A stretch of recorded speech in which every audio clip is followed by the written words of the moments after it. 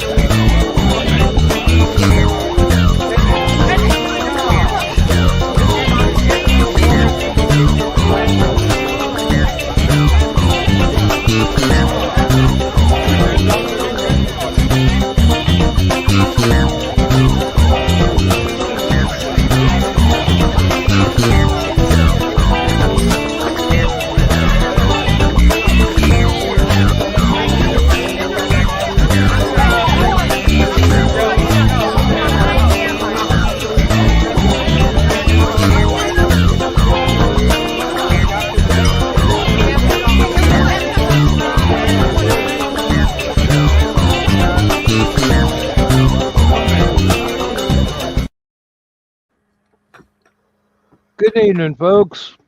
Good evening. Welcome to Stupid O'Clock. Yes. Joe Dog's still sick. Chris is on his way, but he said he might be a little bit late.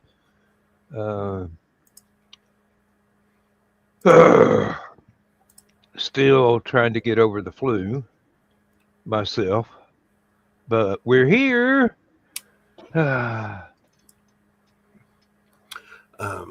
Let's see here. Oh, first of all, apologies for not being on the show for so long. I have gotten a new computer. Real nice gaming computer, sort of donated to me. So, anyway, my problem with the new computer is A, it's desktop, so you can do all that stuff. B, I don't have any gizmos for it yet. So no camera, no microphone, no speakers, none of that stuff. So I can't do the show on the new computer yet. Now, I have tried on several occasions to get on the show, but the problem is I've had to put all my permissions for Microsoft Edge, Facebook, Discord, all that sort of stuff on the new computer. And when I try to bring up my little laptop here that I used to do the show on, it doesn't want to run any of those things because the permissions are on the new computer. So it said, you don't have permission to use Microsoft Edge for John Scarborough. And you don't have permission to use Discord for John Scarborough. And you don't have permission to use, so on and so forth. So, excuse me. So I'm having to figure all that stuff out. And it's Windows 11. This is Windows 10. And never the twain shall meet. So, here I is. All right. Let's see who all we got here tonight. Daniel Berry. Hey, Daniel. Let's see who else. Dawn and Chris aren't here yet. I figured Dawn would be here. Not here. Okay. And the might bad be on part one is, of the other channels. I was going to invite Zach, but I just realized I don't have Discord permissions on this computer right now, so I can't send him an invite. Yeah. And I noticed he's been doing a lot more rocket stuff now. Apparently, he's doing a lot better. So, well, that's good. He actually sent a picture of him at. He went to I'm not whichever one has the Star Wars experience. I'm not sure if that's Universal or Disney. I think it's is that Universal. Disney? I don't know. I'm not. I think it's Disney, but I'm not sure. Anyway, he showed a picture of himself standing in front of the Millennium Falcon, and their thing. And I had to break the news to him that one won't actually launch. So it's just a prop. Oh, there we go. Joe Dog says Zach has a launch in 14 minutes. What are they launching, Joe? Is it?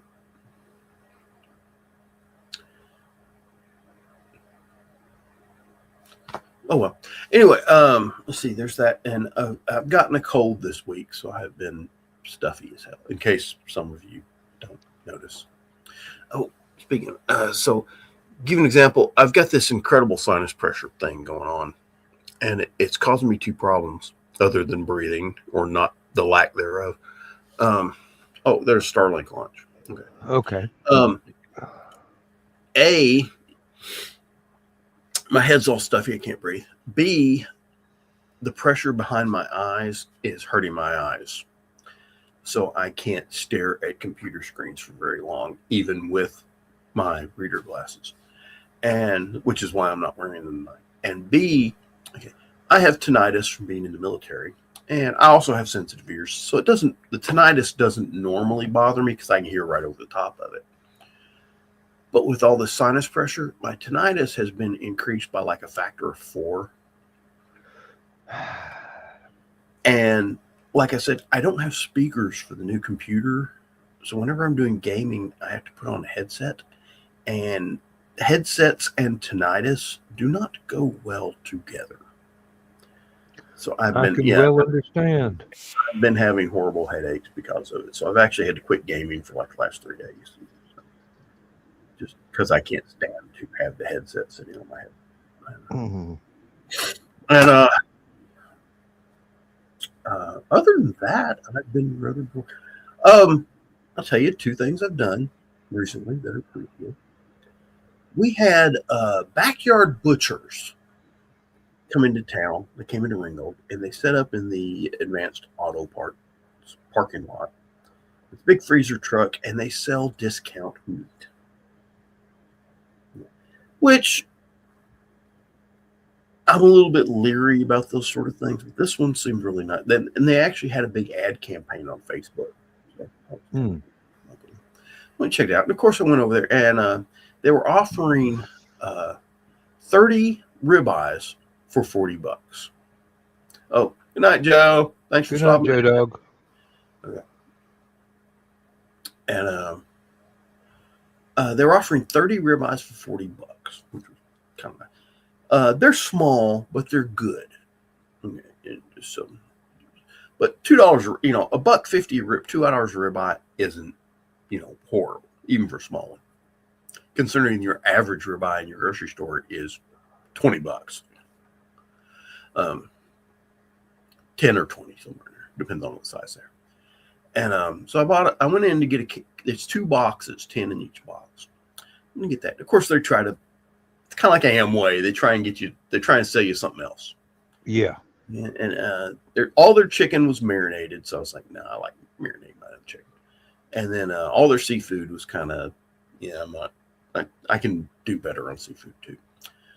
Steaks were okay, but they had a box of steaks, and their value on it was like $250. It's nice and all that.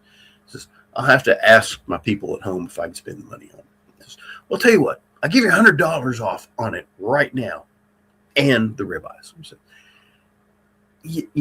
I love that offer, but I'm really going to have to ask everybody at home because this is the family credit card, and I don't want to put that kind of money on a family credit card. Just tell you what, I'll let you have the whole thing for $100. Deal. And so it went from $250 down to $100, and it's some decent meat. It's nothing. It's not. It's not exemplary, but it's good. So I'm not okay. So I now have a deep freezer full of steaks and stuff. So I should be good for the summer. And what's nice about it is all their meats come in vacuum bags, sealed, and it's supposed to be good in the deep freezer for 2 years. Ooh, yeah. So we should be good all summer. And then the other thing I did was Ingles had seasoned spare ribs, racks of spare ribs. Now, I normally only get the baby back ribs and season them myself, but they had this one that's kind of interesting. It was pepper and bourbon. Okay. And it was on sale. And I'm like, I've never tried that before, so I'm going to buy it. And I have to figure out how to cook them. because normally I do the ribs from scratch. I pull the skin off and mustard and all that sort of stuff. And so we got the smoker grill. I can smoke ribs really well. Ribs are great on a smoker grill. And so I bought a couple of racks of these. I'm going to look into how I should probably cook them. They may just be oven cooks, but I'm thinking about throwing them on smoker grill. So that's cool too. And let's see, new computer. Other than being sick and helping my mom buy groceries, I haven't done much in the last month or so. And computer. I can understand. I've been fighting off a terrible flu for what seems like a month now.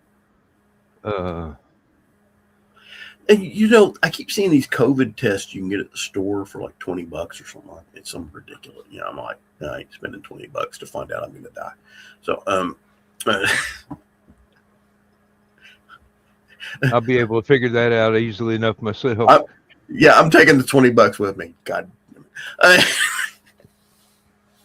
Fuck you, you COVID test. I'm just going to die and take the money with me. Yeah.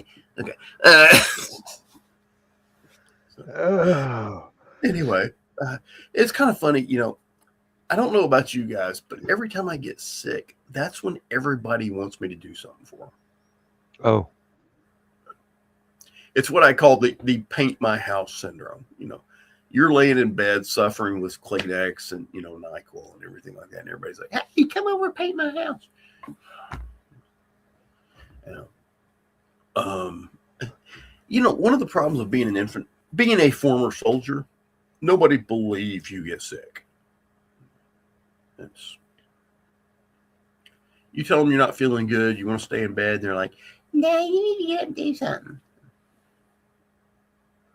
No, I don't.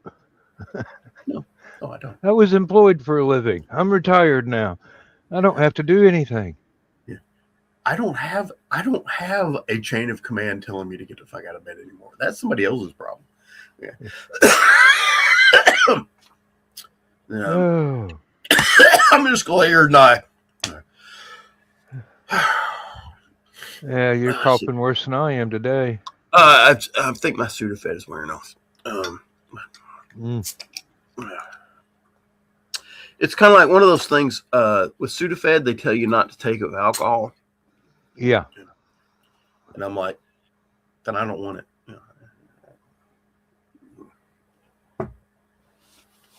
Well, I can't remember who the comedian was said he hurt himself playing football. He's a British comedian. And went to the doctor gave him some pain medication for it. Said, okay. Says, whatever you do not take this pain medication with alcohol. And he says, I don't want it to. Pretty much. What? Just, no, I'd rather drink alcohol. Doc looks at him like, but you're in pain. Says, I won't be for long. Oh, so what's been going on news? Okay, biggest news I've seen on the news here in the last few days. Former Prince Andrew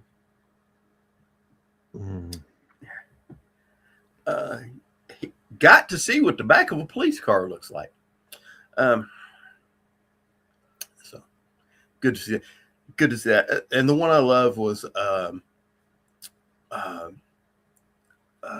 the comedy site had this thing about the poor guy, the advisor at the White House kept trying to explain to Donald Trump that Donald Trump can't pardon him because he's not an American citizen. He's not American. Donald Trump didn't get it. So what do you mean I can't pardon him?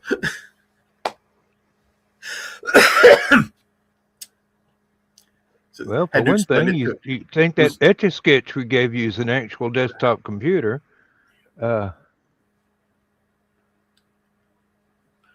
Okay, I'm going to launch nuclear missiles on Iran. The cow says, it's, they wouldn't trust him with damn football. In his case, the nuclear football even isn't a real pigskin. Yeah, here's your nuclear football, sir. What do? You throw it really hard. Okay.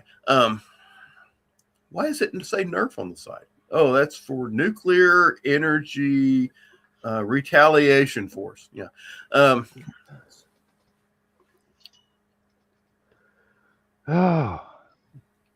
So anyway, it's funny when Donald Trump first ran for office and got elected, I was like, it'd be nice to have somebody that understands business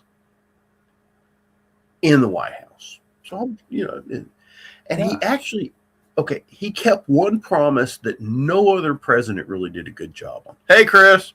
Hello. Sorry, I had to restart my router. It was bad. Yeah, I've been having computer issues too. So anyway, Trump goes I heard into about your speakers. I'm going to shake up Washington, and by God, if he didn't keep that promise, of course he got, Biden beat him out, and of course you saw how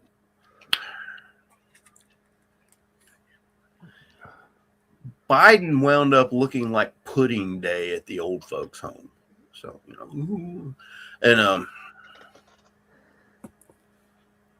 so Trump gets reelected because, let's face it, nobody wants Grandpa Biden eating pudding on the television. And so Trump gets it. And of course, Trump thinks now he's bulletproof. So, which was quickly proven wrong before he even got reelected. But well, that's the problem a lot of them make is once they get elected, they think that they can just go full. I am in the most powerful office in the land. I can do whatever the hell I want to. And, Winchester makes fine ammunition. But if you can aim it right, the ammunition works. Okay. And well, like I said, it's So anyway, you don't go too far one way or the other. Most of America is middle of the road. I haven't bothered to look it up yet, but I got thinking about it today. Okay. There is a 2-term limit on presidents in the United States. Yes. Yes. Is that 2 terms total or 2 consecutive terms? 2 terms total. Okay, so he's got 3.5 or 2.5 years left. Yep. He can't get elected again. The only reason if he can, not as president, was he can elect as something else. Dog catcher. And, here's the thing: the most a person can actually serve legally as a president is 10 years. If you are vice president and 2 years into the term, the president resigns or dies or whatever, and you take over as president, you're still allowed to be elected twice as president on your own, but you can finish out. So technically, they could do 12 years. No, I think there's 10's the max. 10's the max. You, like I said, if you're vice president under a sitting president, 2 years have passed, you are allowed to finish out his presidency for those 2 years, and you can run for president twice if you get elected both times. So 10 years is the maximum you can serve. Okay. Yeah. Now here's a question: if you're vice president, and on the last day of his presidency he dies, so he's been in office for 4 or 8 years, whatever. So on his last day, right before a new president is supposed to be elected and put in office, he dies. Vice president becomes president. Okay, is this after the general election, or is it the last actual day before the transfer of power begins? If you did not, it would probably be the last day, which would give him 3 months minus 3 months. No, because the election is held before your actual term ends. So if the election was held, let's say it was November 6th. Let's say the president died while running for re-election in August. Okay. Let's say the plane he was on crashed, the train he was on crashed, he was trying to cook fries at McDonald's and set the entire place on fire with fried oil. Okay, you would serve out his term, but it would depend on whether you got elected president, because conceivably you would still be on the ballot because you were the vice president. Right. but would, if the president died right there before the election. Okay. So the vice president is now president. And everyone says, oh, he did such a great job. We're going to go ahead and vote for him. And he winds up winning the election. So does he get... He gets another chance to run again because yeah, he still gets two it would terms. be under 10 years. You now, have, okay. like Let's I said, say if Trump you're- gets elected. Trump gets elected, announces his vice president. He's been in office for 2 days, and bam, he's gone. You know, whatever. Well, then his vice Does president. that president get 3.5 years plus? Yeah, you get that. Plus, you get one chance at re-election because it's One chance. He wouldn't get 2 years. Right. Yeah. 10 years is the max you can be president now. Okay, gotcha. You cannot be president any longer than 10 years. When I was running for president, they did not have that on the job application. And ironically, that was put in because FDR won 4 terms. Yes. And if he hadn't died, may have won a 5th. You know. Well, and Truman finished out his term, and he ran for election. And they were just absolutely sure he had lost. And you remember some of those news? I love that. Dewey wins. But he decided after he served 1 full term that he didn't want the aggravation anymore. Screw you guys. I'm going home. Okay. And all right. So anyway, all right. My biggest problem with Donald Trump as president is his lack of diplomatic skills.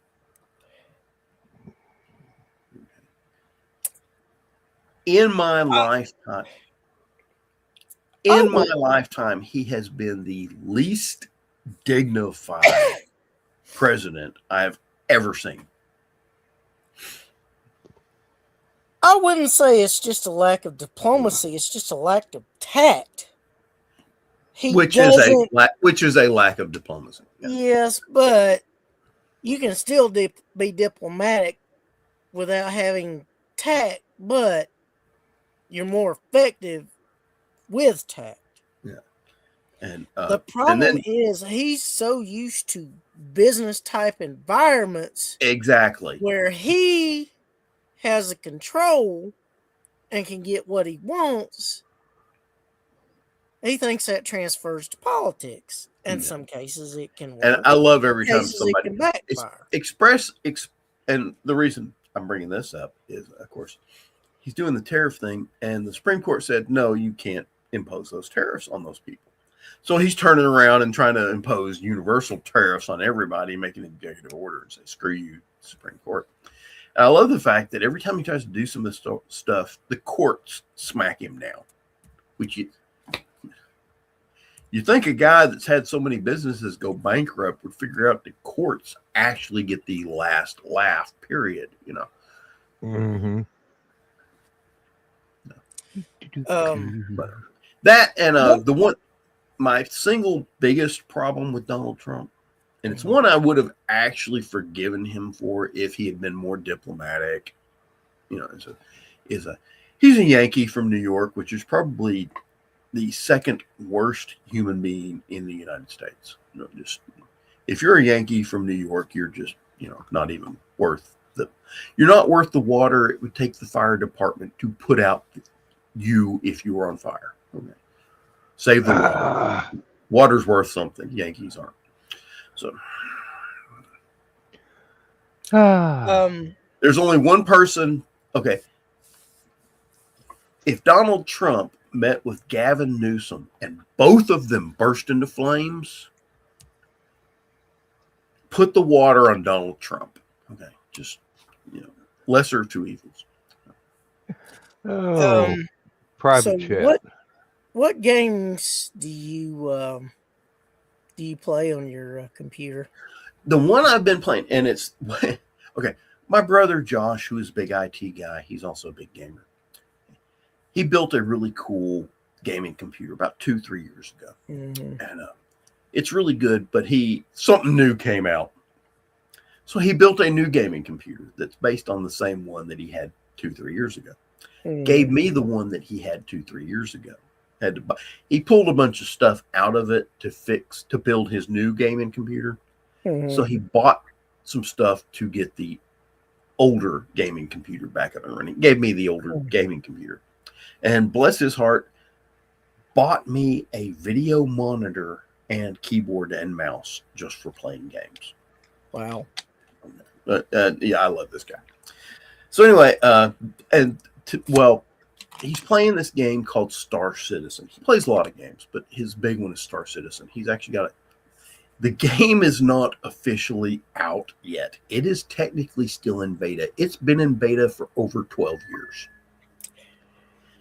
If I'm not mistaken, that game was by John Roberts, who created Wing Commander. Exactly.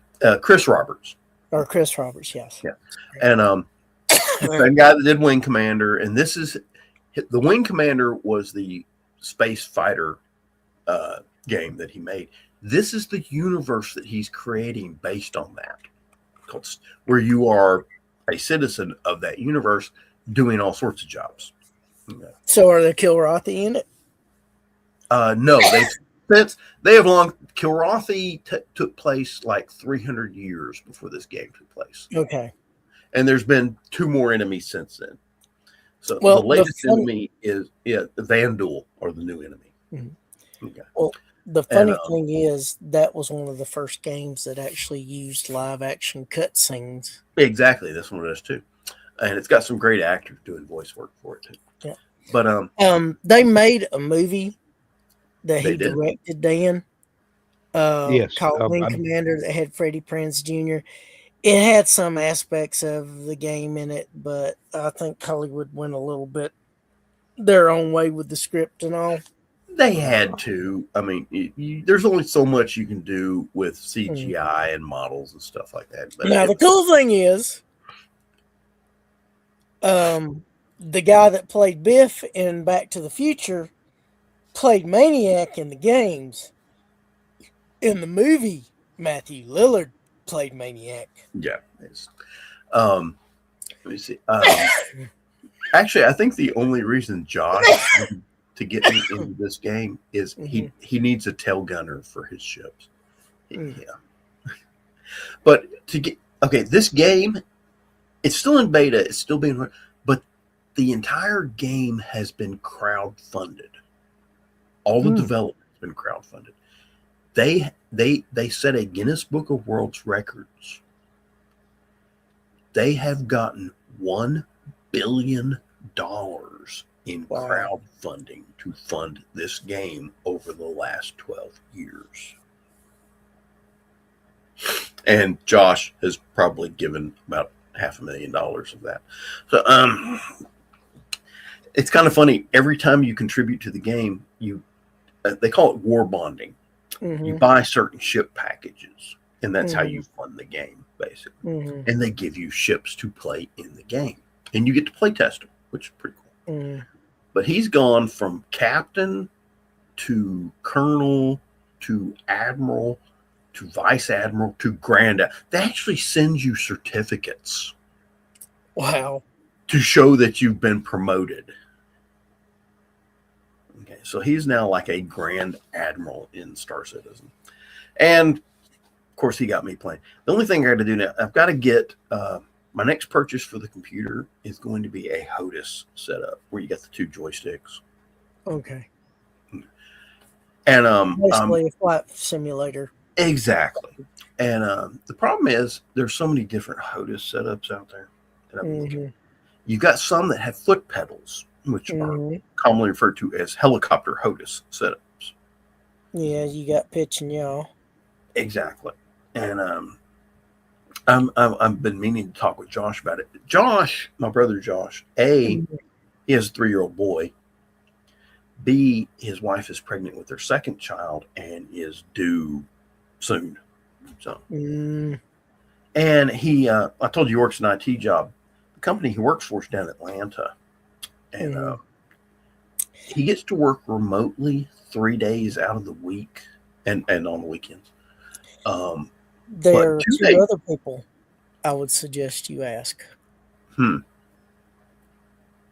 Uh, there are three actually. They may or may not, but they are technically savvy and they are gamers to a degree. One is Joe Bachman. Right. Another is Rich Asplund. Right. Another one is Nicholas Anthony Tucker. Okay. They're all good. I'm not saying anything there. But Josh built the computer, I understand. which is why I want to talk to him first. But the problem is, I haven't actually seen him on the game in 2 weeks. Of course, I haven't been playing in the last 3-4 days. So that's, Are you And going to get you some speakers? I tried to hook my old. I had some speaker. I have some Sony Vio speakers. I tried to plug in, but they buzz. Mm. Not Have bad. you updated the drivers for the sound card or the onboard sound or whatever? Not yet. I would look into that because that may help. That's the other thing I want to talk to Josh about. But I think the reason they're buzzing is I think I've got them set too close to the transformers for the monitor and the computer. So it's If you got good shielded speakers, they shouldn't be that big of an issue. But to give you an idea of how old these speakers are, they still use the headphone jack. Okay, there's still some that still use headphone jacks, but they have Right. better shielding. You could actually probably find a relatively inexpensive pair at Best Buy or Yeah. even Electronics Express might even have them. Mm-hmm. That's what I want to talk to. Josh knows, oh yeah, just order it from so and so. Then it's kind of funny. I'm sitting here trying to figure crap out, punching buttons, stuff like that. He goes, no, just click. God. He makes a modern computer look like an Atari 2600. Okay, that's. It sounds like Lindsay's son. He rearranges every keyboard he's got, pulls the keys off, and turns it into a Dvorak keyboard, and then changes the setup in the computer so it'll actually recognize the way he's rearranged the keys. Mm.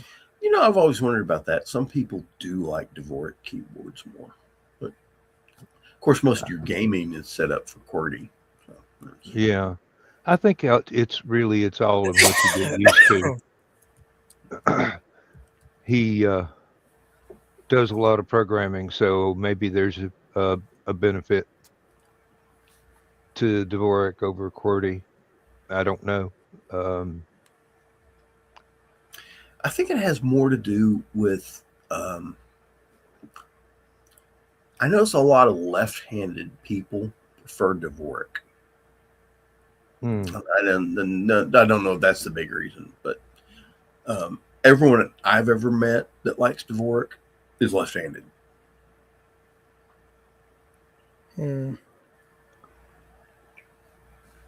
So let's see here.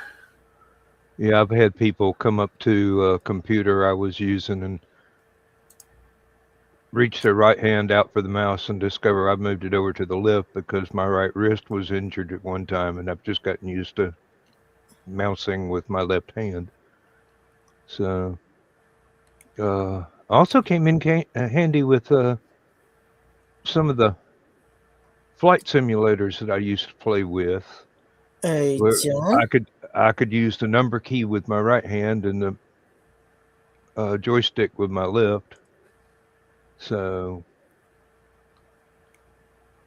yes. Do you want a subwoofer with your speakers? Probably not. I don't need that much sound. I just. Well, I found a 2.1 set, which are is one subwoofer and 2 additional speakers for $42 on Newegg. doesn't sound bad.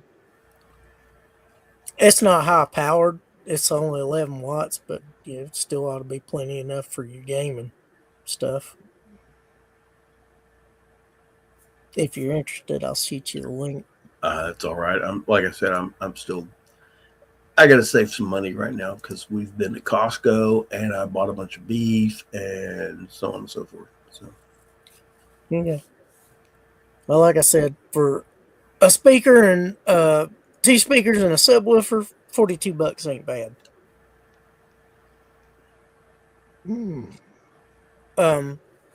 Yeah, I did not realize that Star Citizen was crowdfunded. really, I also didn't realize it wasn't a fully released game because I'd seen pictures of people playing it and some of the shit. it's okay. It's different than any other game out there because the beta is actually better than a lot of games out, but it still has a lot of bugs, and that's what they're still beta testing. Is but it's kind of funny. I was playing this game 3 years ago, roughly, and they came up with a patch where they're going to introduce a new cargo loading system for cargo. And whatever they did with the cargo loading system, my laptop would no longer play it. It just overloaded the video card and just would not run the game anymore. So I quit playing. Which is why Josh eventually gave me the computer setup. So I'm actually, even though I was fairly experienced back in the day, I'm having to relearn the whole damn thing again. Yeah. Because there's so much that's been added in those 3 years that I'm not up to. When I think about a massive universe like that, one of the first things that comes to mind is EVE Online. A lot like it. But give an example. When the game first started, they had 1-star system. They now have 3 that have come out since I quit playing 3 years ago. So you got Pyro and Nyx. And it's kind of weird because they changed. I knew it was coming because I've been reading up on it. So I just didn't get to see it happen. So now there's whole new rules. Stanton has law enforcement, sort of. Nyx and Pyro do not. They are lawless zones. So that's where all your PvP takes place. Pirates and bandits and robbers and oh my. So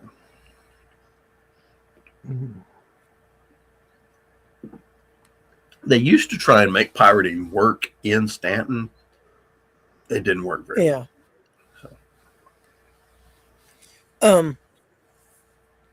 One of the biggest that I knew of crowdfunding, Kickstarter slap type stuff was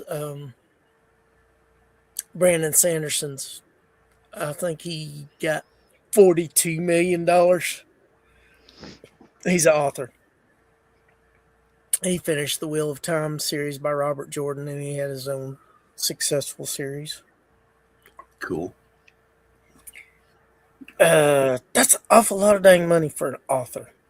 Normally that stuff goes into games or art projects or, even movies or, stuff of that nature. But for an actual author to get that much, it's pretty remarkable. There was a lot of jealousy and envy and consternation that his getting that much money for his next. Of course, he bypassed the publishers. He didn't have to worry about deadlines or advances or any of that stuff. It's something we might need to do at sci-fi conventions and other cons is actually start like building a crowdfunding fund just to bypass publishers so that publishers will actually have to start paying people worth a damn. If you don't pay them, we will. Well, unfortunately, a lot of your conventions aren't literary conventions anymore. True. But still, everybody that goes to a convention tends Yeah. to be very. And that's another problem is a lot of the younger kids don't read anymore. Oh, they do. It's just electronic and not paper. To some degree, yes. But a lot of them don't. They don't sit A lot down of with them would rather watch movies or quick video reels or shorts or whatever than. you know, Yeah. now that kids, like you said, aren't reading books as much, they're watching it on video. That's one of the things I've said. I've always said when somebody makes a movie based on a novel, Mhm. they need to get as the screenplay needs to be as close to the novel as possible. Okay. Makes a better movie, in my opinion. Yes.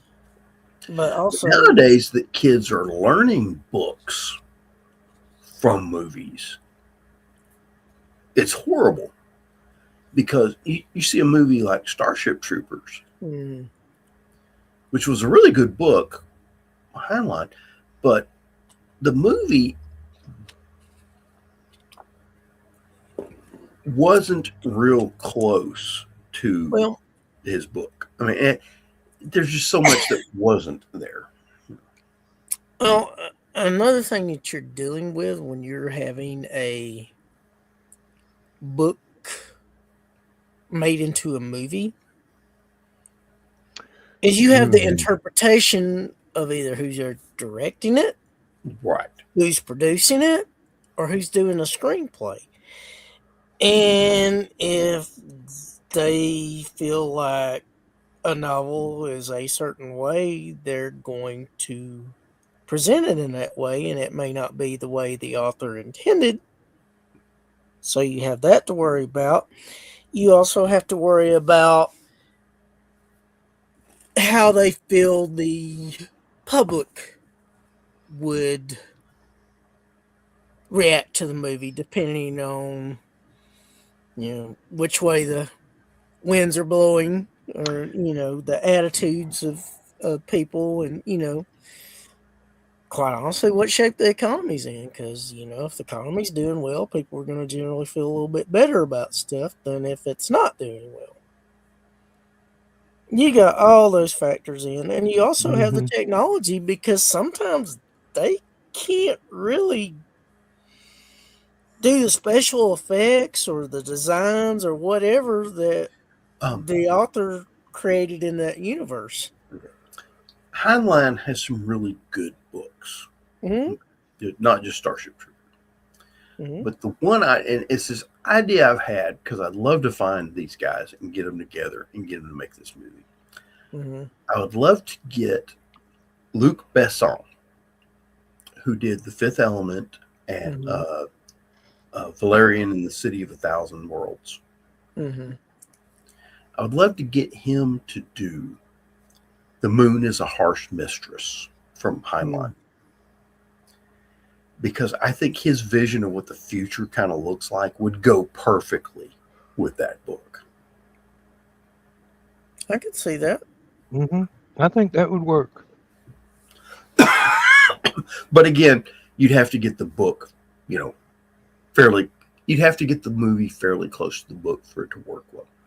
And what a lot of people don't know is that Moon is Harsh Mistress, there's actually 3 other books in the Heinlein series that go along with that book. So there is a 4-part series possible if they can get, decent directors, decent. Well, another thing that you're dealing with is some of these books, if they translated into movies, they could have made 6 films from The Lord of the Rings. Yeah. He only wanted to do 2 for The Hobbit, but they made him do 3. I don't think they made him do 3 because they still left stuff out of The Hobbit. Oh, yeah. Well, there's just so much detail. You remember this guy named Tom Bombadil? Ooh, Yeah, I don't know. I Was he in the Hobbit books? I don't know. Yeah, well, that goes right down to Be like Star Wars what you were without Obi-Wan saying. Kenobi. That's we don't need Obi-Wan Kenobi. He's just some old fart gets killed at the end. Anyway. Yeah. Uh, Producer, director reads a book and decides which part of the story they want to tell Yeah. so that they can go into more detail on that part instead of the whole worldview. Also, there's Here, another situation I forgot to mention. It also depends on what they think they can get the studios to approve. well, I'll give you an example of why I think producers aren't worth the bullet it would take to shoot them with. Um, when they were in 1938, they were making The Wizard of Oz. Mm-hmm. 1936, 1938, somewhere in that time frame. It came out in 38. Mm-hmm. They're making The Wizard of Oz. They wanted to get Judy Garland to sing Somewhere Over the Rainbow. Mm-hmm. The producer said, "Nah, it takes too long. It has nothing to do with the story. Let's cut it out."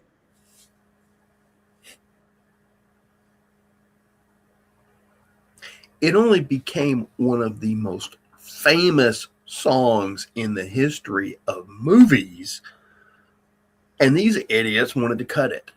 Yeah. You also have to have people who are doing post production making decisions on what's getting left in and what's hitting the cutting room floor. They have sense and a sensibility for the story that's being told. There are some things that you could probably cut down some of the scene on, but you still need to leave that the The the most core important of the parts of that scene. scene in there. And there's other parts that you're like, why in the hell is this even in here?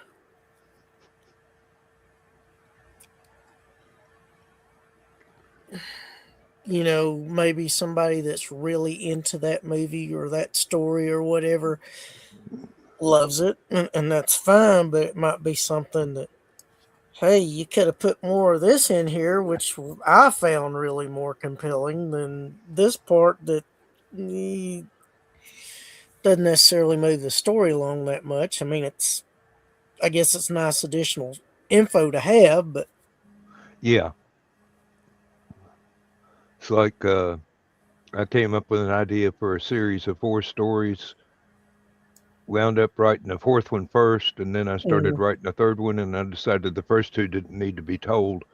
They were just world building that I needed to know to be able to mm, write the story, but the reader didn't need. yeah. But George Lucas wrote the story of Luke Skywalker when he realized that he really wanted to tell the story of Anakin.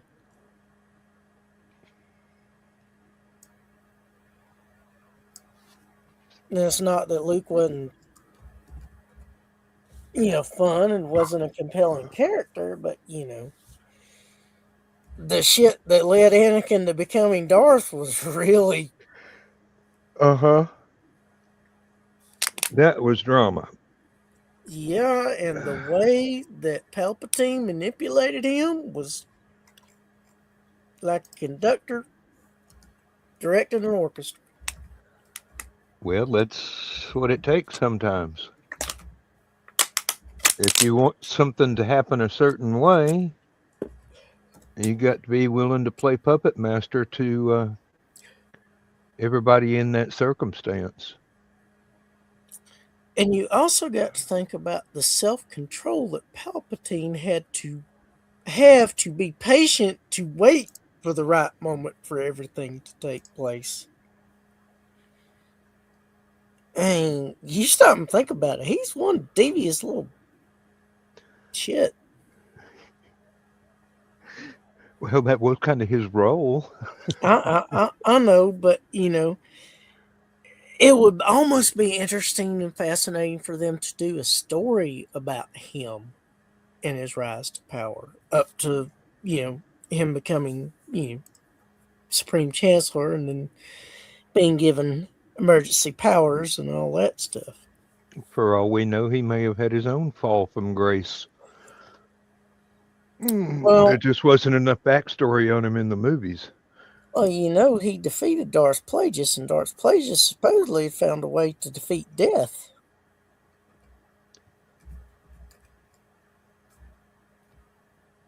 So, anyway, it's a rich world, and if you can develop a universe or whatever that is so rich that you can tell so many different stories in, Mm-hmm. you've really given the world a gift. I mean, yeah, well, you got this thing that gets you funded that you have to do first. Then, when you get the opportunity, you can tell a story off on the far side somewhere.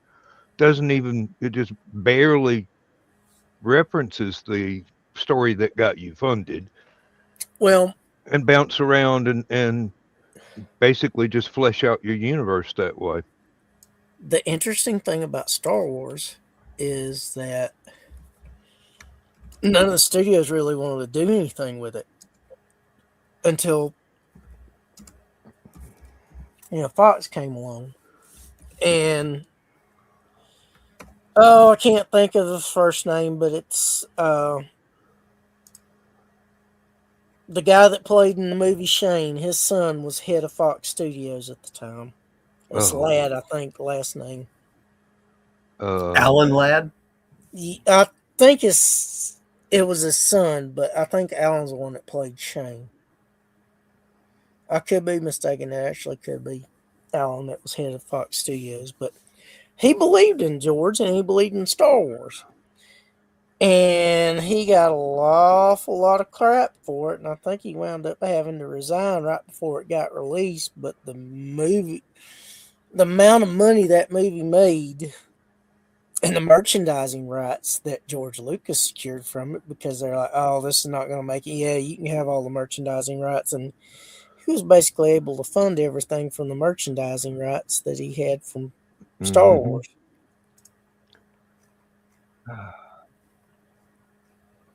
It pays to believe in your story. Well, it also pays for him to know what needs to be done because nobody else could create the special effects. He created the industrial light and magic to create Mm-hmm. the special effects, and he found some of the most creative people in Hollywood to do those special effects. And Ben Burt, who developed some of the sounds for the movie, the blaster fires, the sound of the tie engines, and all that stuff, I mean, also added to the wonder.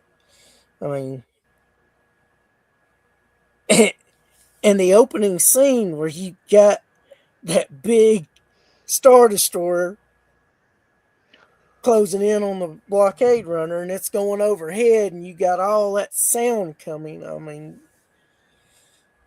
I know a lot of people think now, oh, that's nothing. Well, it wasn't nothing at the time. There was nothing else like it at the time.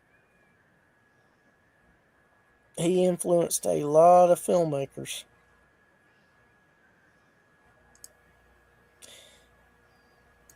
And as good as a director as Lucas was, he was much better as a producer. Because one of the best things he ever produced was a little film called Raiders of the Lost Ark.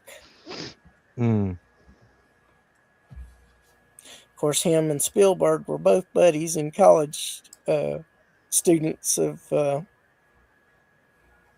Francis Ford Coppola's School of Film at University of Southern California. Well, it helps to learn from people around you. Yeah. And speaking of which, his student film, THX 1138, or 138, Um, 11:38. yeah. Had Robert Duvall in it, if I'm not mistaken, and he passed away recently. Rest in peace. Darn fine actor. He was 95. Mm. Finally got to see that movie. I think that's another thing that the success of Star Wars did was give Lucas his chance to have what got filmed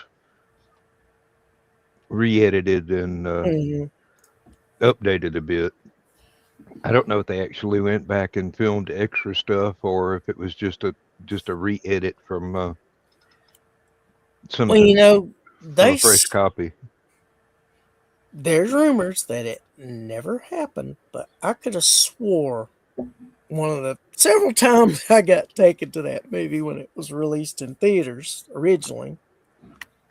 There was a scene where Luke was talking with Biggs before Biggs left for the academy.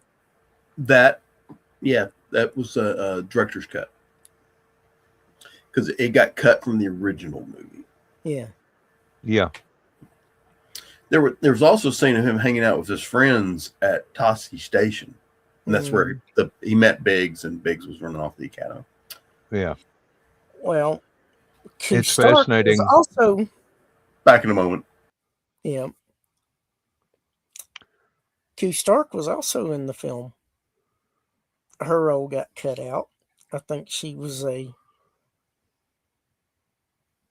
don't know if she was his love interest or girlfriend or wannabe girlfriend, but she was one of the friends that I think was at the station where he wanted to pick up the power converters.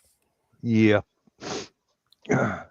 It's interesting. A lot of that stuff wound up in the Alan Dean Foster novelization that got put out under Lucas's name. Mm-hmm. And then you go to the theater and it just different cut. But yeah, there's Alan a Dean lot of Foster. There's a lot of stuff you can put into a book that you just can't put into a 2-hour movie. There's Yeah. not time. Yeah. And they found out that with well, they found it out early, but it really got brought home with the Lord of the Rings movies. I think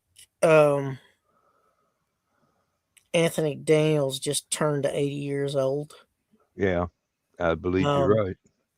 He was talking about he thought Alan Dean Foster did a better job or did the best job of getting C-3PO's quirks and character traits, and he thought he did the best job of writing him that anybody else in any other novelization that he was in, the character was in. You know, from what I understand, especially with R2D2 and Kenny Baker, Anthony Daniels was not the easiest person to get along with. That's what I've read. But apparently, he gets along well with the taller adults. And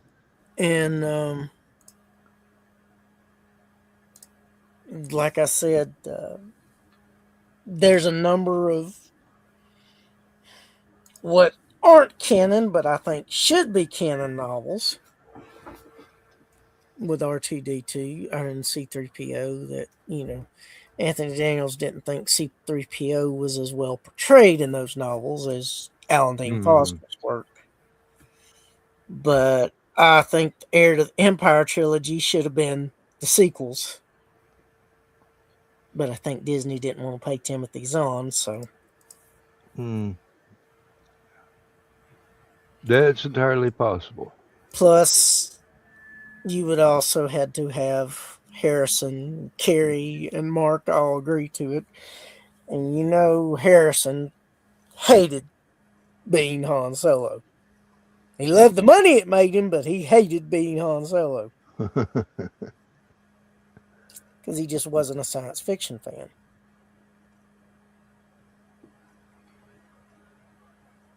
Now, he was great as Indiana Jones. He was perfect in American Graffiti, driving that car with the cowboy hat. And, of course, numerous other roles that he did was great portrayal of. He's just, like I said, he just never really was that big of a science fiction fan or a Star Wars fan. Like I said, he loved the money it made him because, he doesn't have to work another day in his life if he don't want to. Right. He hasn't had to for a long time. Well, you got to admit, it's probably more fun than sawing boards and driving nails. Yeah, but, that's one good thing about it. I mean, I can't remember the exact name of the film, but the one that he was in with Anne Hesh was a lot of fun. It was 10 days and nights, 7 days and 7 nights, or something like that. Yeah, something like that.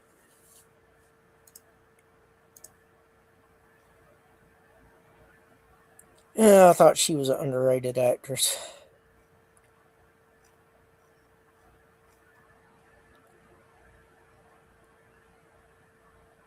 Oh, this is confusing. My iPad stalled out the show and stopped. And now we're totally out of sync. But nobody's been commenting, so. I haven't seen it. You seem to be in sync to me. Oh, no. The iPad is out of sync with the show. StreamYard. So by the time we hit the end stream, I'll still have 30 minutes worth of show here on the iPad.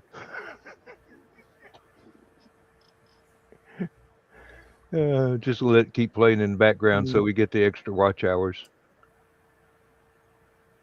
So how are Joe and Donna doing? Anybody heard? Joe has walking pneumonia. You mean limping pneumonia? Whatever. Supposedly you can walk, but waddling pneumonia might be.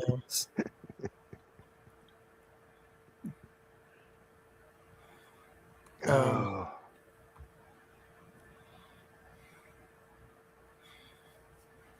Yeah, supposedly you got pneumonia, but you're still able to walk. But as you mentioned, Joe hasn't been really able to walk good since he had his surgery on his back. Yeah, he got hover around pneumonia. Don't joke; it might come to that.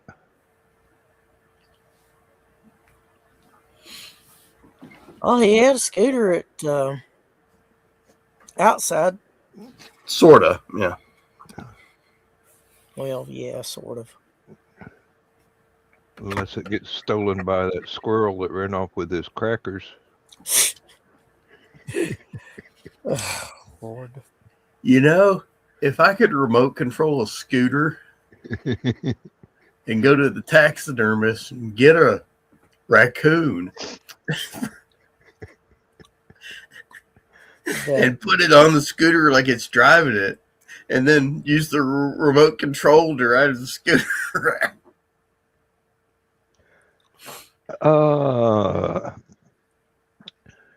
We have some mutual friends at LibertyCon that could arrange such an occasion. Yeah, one of them might even be able to build you an animatronic raccoon. You can build me a raccoon that'll pilot a scooter and flip a bird. I'll be happy. There's some people we probably know, or we know some people who know some people that could do that. Be like, hey, Joe, is that your raccoon? That would be hilarious. And so doubt he goes back and watches the show at this point. He might watch some of it, but I don't think he's going to watch this part. You never know. Rumors do fly. It depends on if anybody sees it and tells them about it. Now, if they don't tell them about it, besides, that would be one of like, we need to see if this actually happens. And if it actually does happen, somebody needs to video it.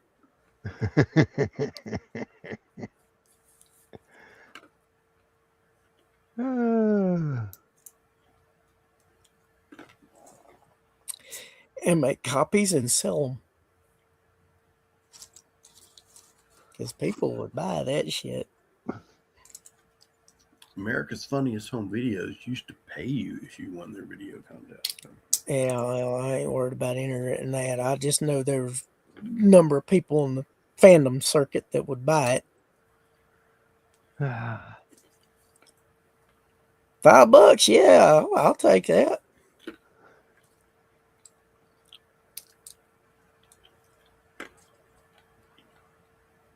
You know, You charge more than that, you might have trouble moving copies, but for that price, you could definitely move copies of it.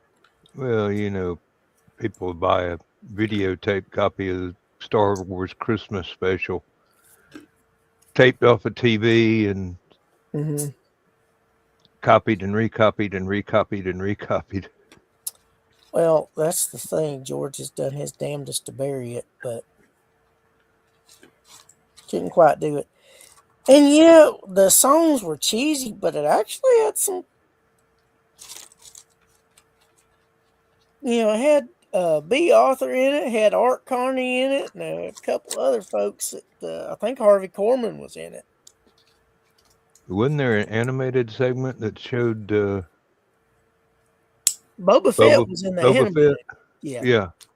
That was where they introduced Boba Fett. Was it the Star Wars Christmas special? And that character became so popular that he wound up being in Empire Strikes Back 2 years later. Got his own book.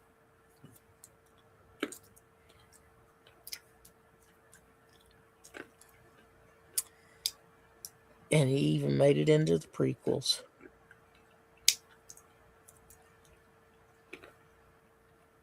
Which is not a bad thing. Yep. It's not. Oh. That's odd. What? Oh, I know Joe Dog will miss this part, but apparently Katie Sackhoff, who was in the Battlestar Galactica remake, was at a show with Tricia Helfer, who was also in the Battlestar Galactica remake. And Tricia was shocked when she found out that Katie didn't know what Buc-ee's was and never been.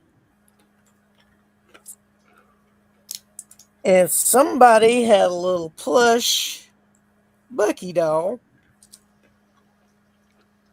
and handed it to Tricia, and she took it out of Tricia's hand. She stretched the arms and she wrapped it around her mic. And she planned on keeping it.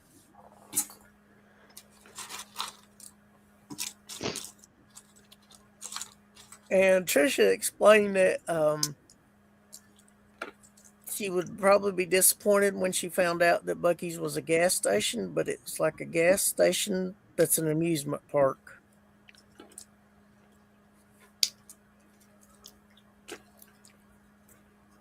Six Flags over diesel fuel. They're actually building 2 more in Georgia. And I don't know if it's completed yet, but they're building one in Murfreesboro, Tennessee as well. Which I know they've got one near Knoxville. Yeah. Don't know if they've got any others in Tennessee other than the one that they're building in Murfreesboro or not. Been to the one, I believe it's on the way back from Dalton. Yeah, the one in Calhoun. Yeah. I've been to that one, and yeah, it's big. It's got a lot of stuff. Food's good. Uh, I've been to it and one in Warner Robins. I I haven't have been to never one in been to Brunswick. one while they were cooked, while they had brisket out. So oh, I've been to the one in Calhoun twice, and I've been to the one in Auburn, Alabama, twice. Okay, I But didn't it was know always Auburn like Alabama had one. 2 and 4 in the morning. Hmm. Good Night Ranger song. excuse 4 me. in the morning, that is. Well, I'm going to have to run down the hallway. I was hoping to wait till we closed out the show, but I'll be That's right back. all right. Yeah, I've not been to the one in Brunswick yet. I've been to the one in Warner Robins a couple of times. I've been to the one in Calhoun several times. The one in Calhoun, it's kind of between it and Adairsville.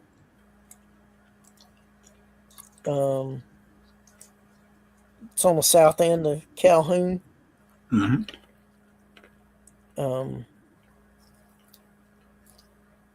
The exit that it's off of, I think, is one of the newest in Georgia on I-75. I believe you're correct. Because it wasn't even in existence 10 years ago. I don't believe.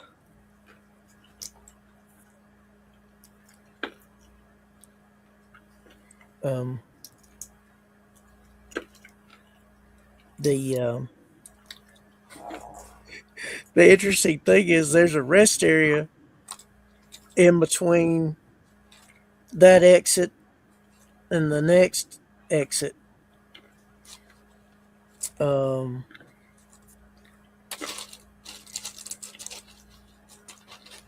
think 306 is the Daresville exit, and 310 is the Bucky's Union Grove Calhoun exit. And the rest area is right in between the two. Oh, what I was going to say earlier is my StreamYard screen does not show times. I don't know. I'm not seeing how long the show's been running or how many people are watching. Yeah, I can't see that. There's I'm not seeing any of the gizmos for that. I've got private chat, comments, recording, and It normally pops up right here on the screen. Oh wait, there it is, live. 1 hour, 14 minutes, and 50 something seconds. Oh yeah, that's a top. And one person watching. Probably Dan on his iPad.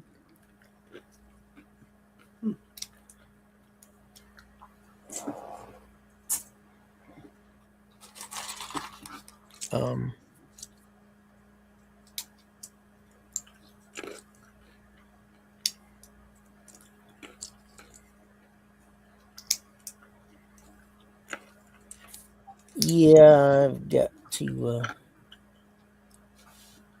do some work on my desktop. I've about got everything done, but apparently the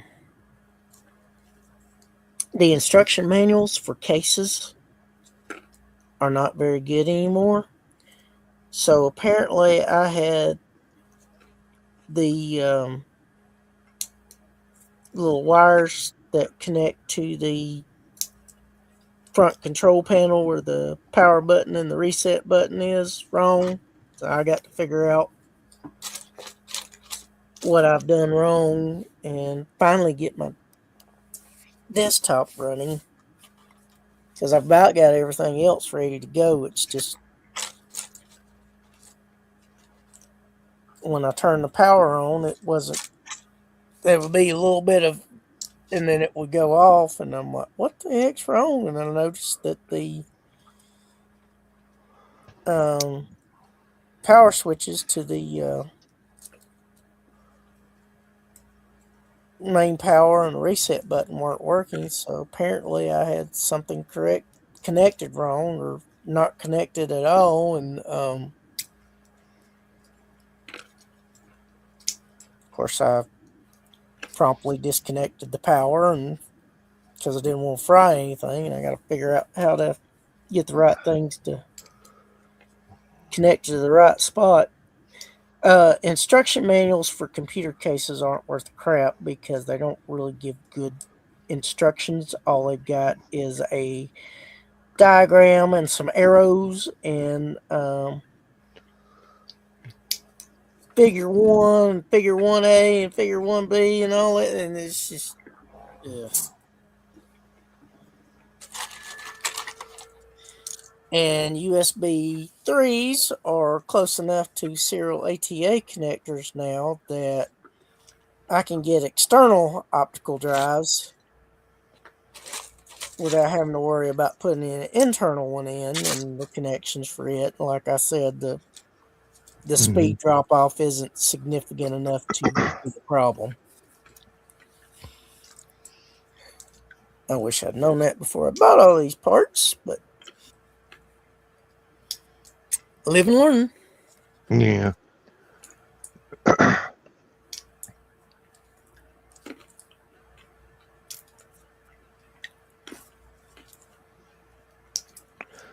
Oh. But yeah,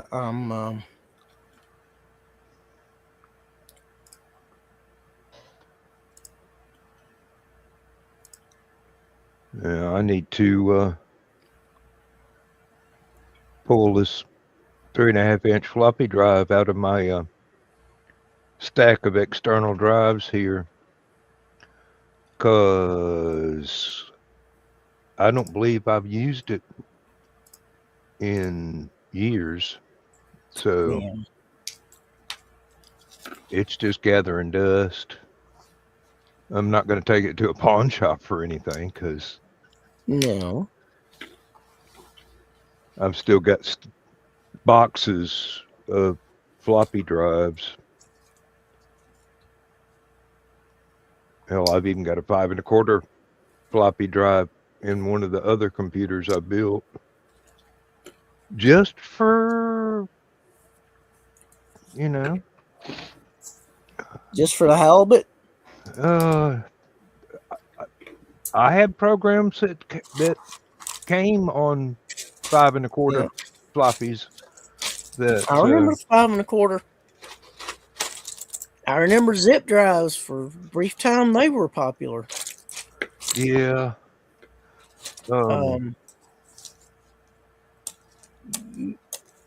You remember the digital tape drives? Yeah, never had one, but I remember them.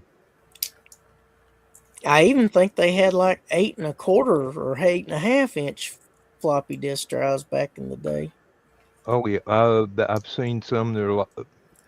They looked bigger than record albums. Mm-hmm. There's something like 15-inch diameter.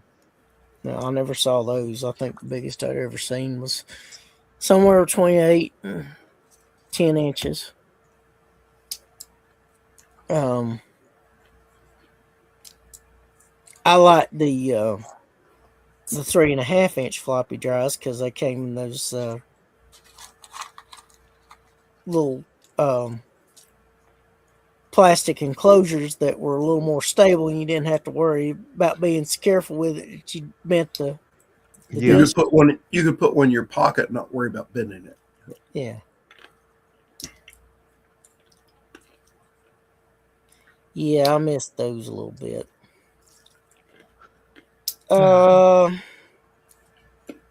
Something else I saw the other day that I wanted to bring up tonight. I think Del Taco has closed all of its Georgia locations again. Again?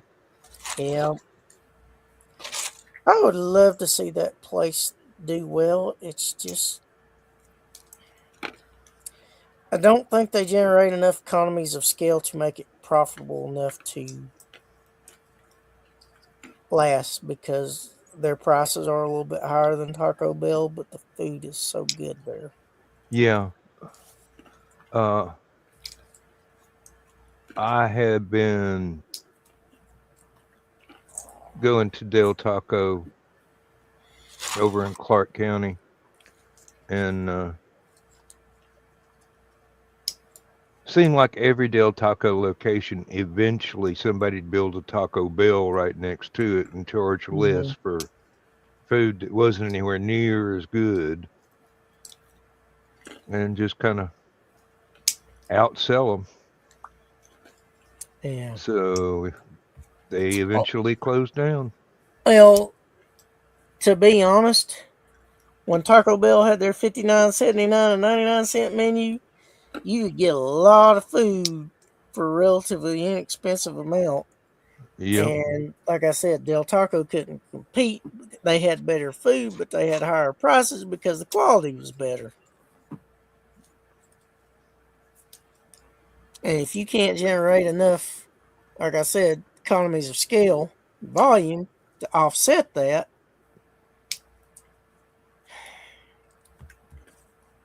and sadly enough, some of the Del Tacos were just not in the best locations, to be honest. And Well, that's not necessarily the neighborhood. It's just the part of the street that they were on and areas that they were difficult to get into and out of. yep. There was one on Atlanta Highway. You had to be going towards downtown to be able to get to it. There was no light to let you get in to their parking lot. You couldn't make a left turn across 4 lanes. Yeah. But, Yeah, that's one of the problems with the one in Fort Oglethorpe. Is it's in the old Kmart parking lot, Yeah. and the access to it is horrible. Well, it's same with the one in Dalton. It's at the old Kmart Kroger Shopping Center off Glenwood / Cleveland Highway. And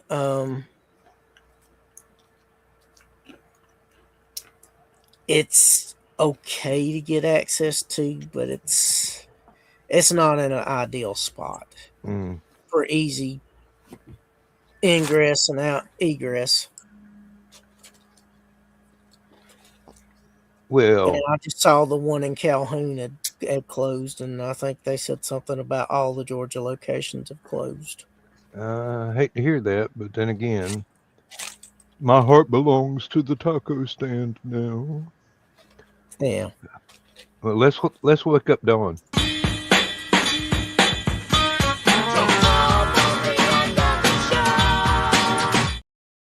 Speaking of tacos, Yeah. Apparently, there's a rumor that the infamous taco truck will be reborn and reopened.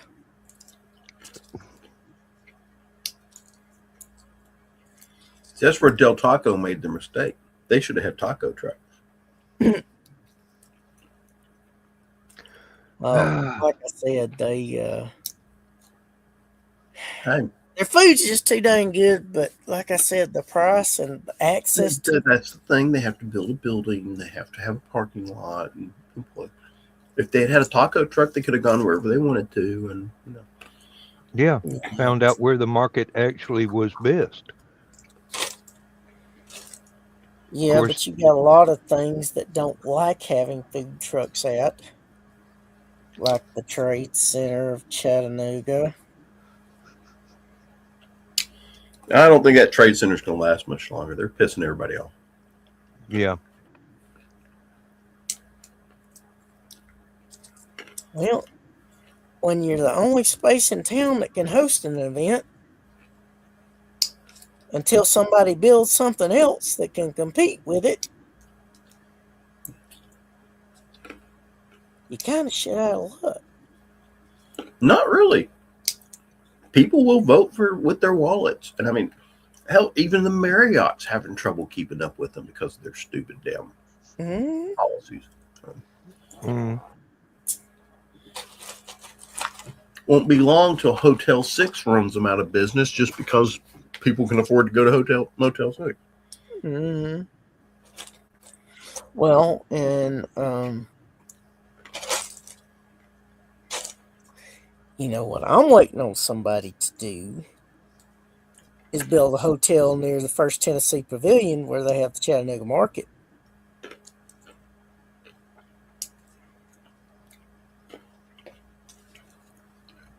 There's you an idea.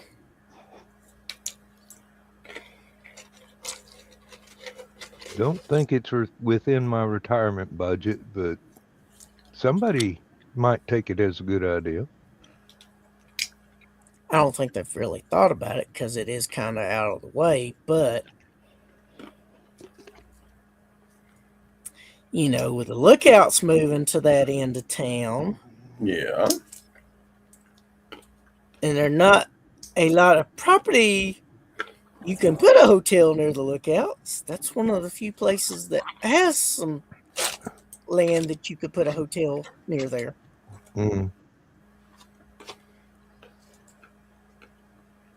So, well, time to say goodnight, everybody. Yep. We got about 2 minutes left. Yeah, I apologize for delaying getting on the show, but well, you can't help hardware problems. I mean, just like John couldn't help his laptop not letting him be here for the last few times. So, well, I would sit down and try and figure. I would sit down and try and figure it out, and well, get frustrated. Yeah. Yeah, that does happen. And that part is I didn't want to take anything off the new computer and put it back on the old computer to get, you know. Yeah.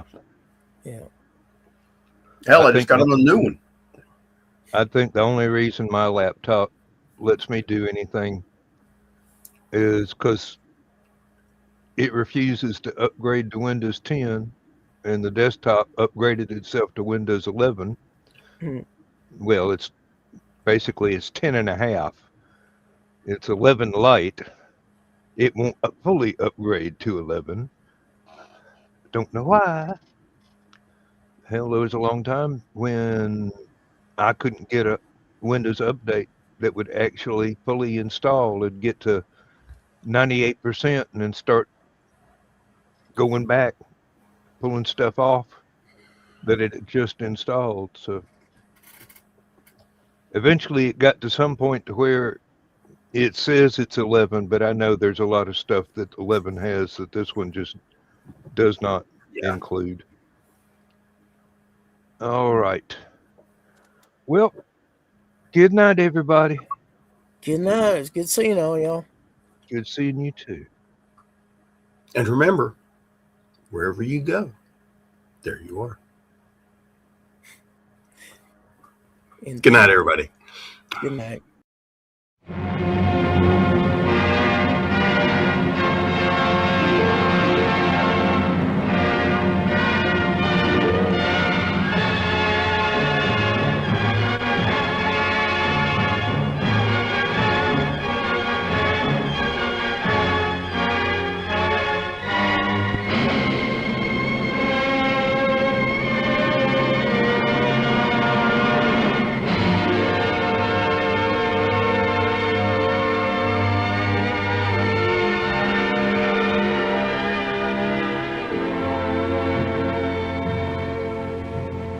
I have slept the surly bonds of earth and danced the skies on laughter-silvered wings. Sunward I've climbed and joined the tumbling mirth of sun-split clouds and done 100 things you have not dreamed of. Wheeled and soared and swung high in the sunlit silence. Hovering there, I've chased the shouting wind along and flung my eager craft through footless halls of air. Up, up the long, delirious, burning blue, I've topped the windswept heights with easy grace, when never lark nor even eagle flew.